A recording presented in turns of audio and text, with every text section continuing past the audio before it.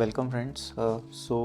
In continuation to the series of videos related to the Certified Machine Learning Specialty Examination for AWS. So after completing the concepts and basically services related to data engineering side, some basics around various services that are involved there. Now we are getting into the exploratory data analysis part. So this is where things will start getting into the machine learning genre.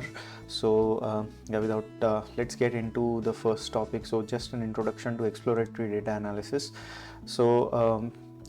At a very high level, exploratory data analysis essentially is basically to basically deal with how to manage or how to process the data before we actually get into using that data or information to process and generate machine learning based solutions.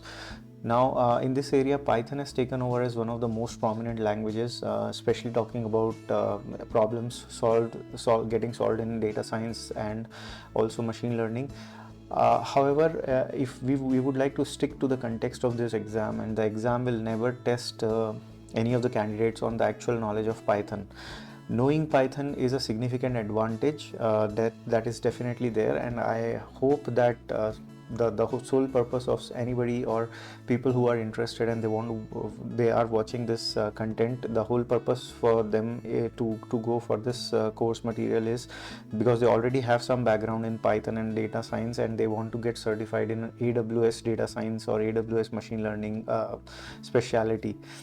Now, talking about Python, some of the key packages that are most prominently used when it comes to Python, and talking about machine learning, data analytics, etc. with Python are Pandas and NumPy, and there are others like Matplotlib, Seaborn, and most specifically, scikit-learn is one of the most prominent packages or machine learning library package with Python that is used extensively, and we will be touching upon these in detail in subsequent chapters. Now, the first and the foremost package that any problem related to machine learning and with Python will touch upon is Pandas. So it's a Python library for slicing and dicing the data. It has components like data frames and series. This data frame is, you can consider data frame as a relational table structure, or basically an Excel sheet or a spreadsheet structure.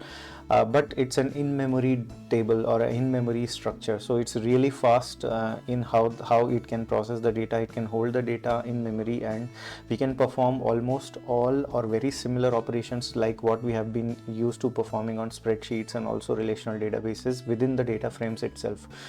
Now, series is a slightly different scenario, where series is like a collection of a kind of data set which is similar, collection of data which is similar in what you call data type. Now, data manipulation and data pre-processing libraries.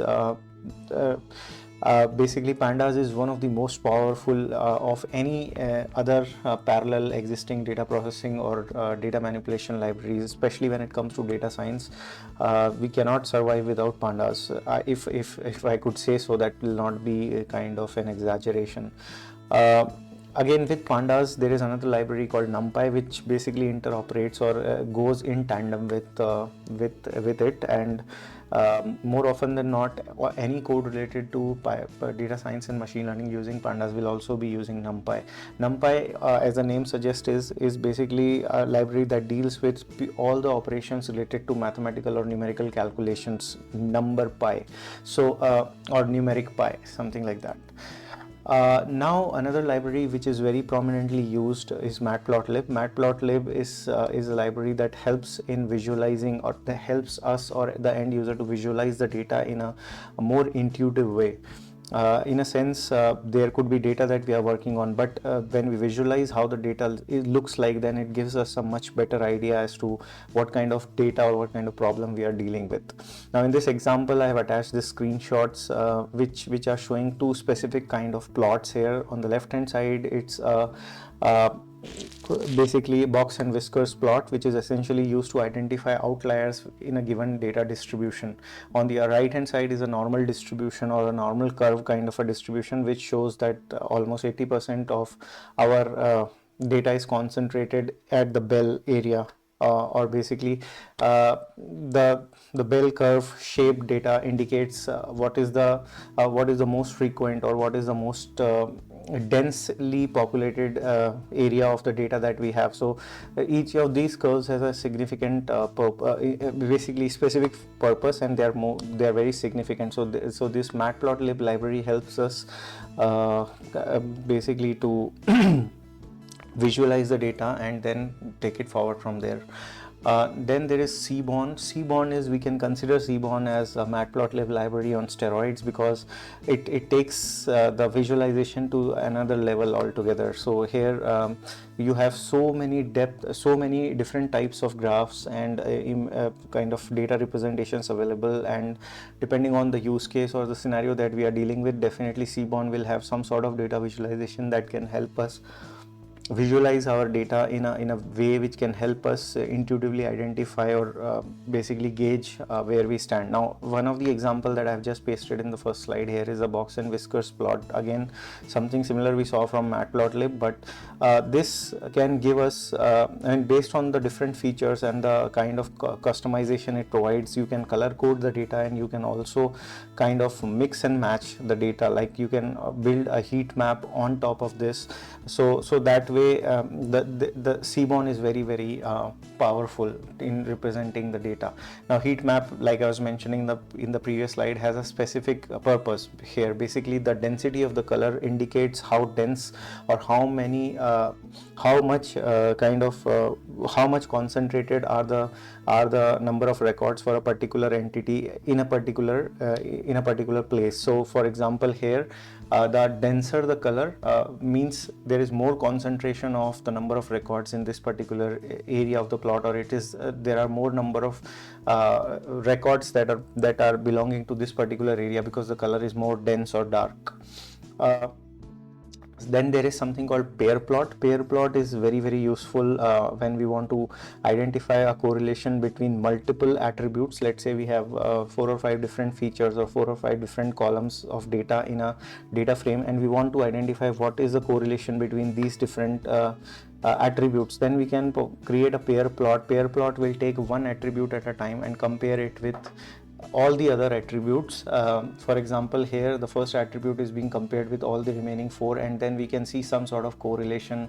For example, this one and the second one, they have some sort of a linear correlation. Similar is the first one and the third one. So this is how this kind of a comparison can really help see the correlation amongst the different attributes. So yeah, all in all, basically Seaborn is very powerful and in fact very useful library when it comes to visualizing the data. Another one which is a key kind of library is scikit-learn. And of course, when we talk about machine learning, especially with Python, scikit-learn is something which is indispensable. Anybody who wants to start in this area has to more often than not start with scikit-learn.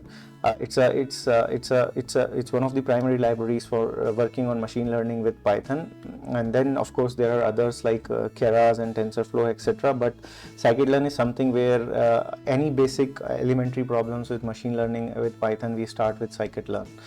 Now, coming for this course, like I mentioned in one of the previous slides, it is expected that somebody who is preparing for a certified machine learning specialty exam with AWS has some background with machine learning already.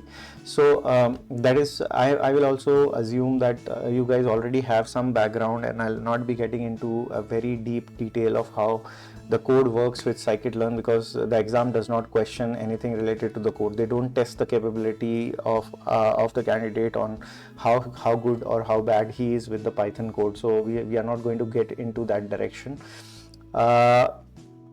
Now, still to get an understanding how scikit-learn works, it's like I said, it's one of the most intuitive and one of the most simplest library when it comes to solving problems with machine learning.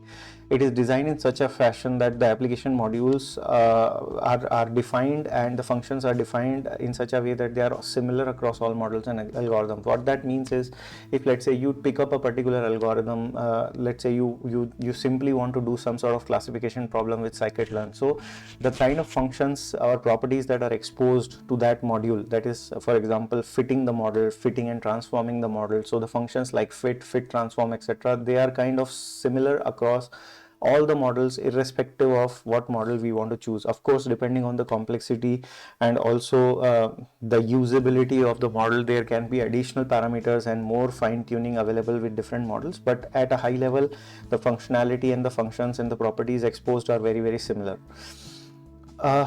Then there is something else with scikit-learn. It's not just about solving machine learning problems and using models and building models. It also has data pre-processing capabilities, or something that we previously saw Python was really good with. Scikit-learn also has a data pre-processing capability where we can actually process the data and work with the data to identify issues upfront before actually using the data with any kind of machine learning solution.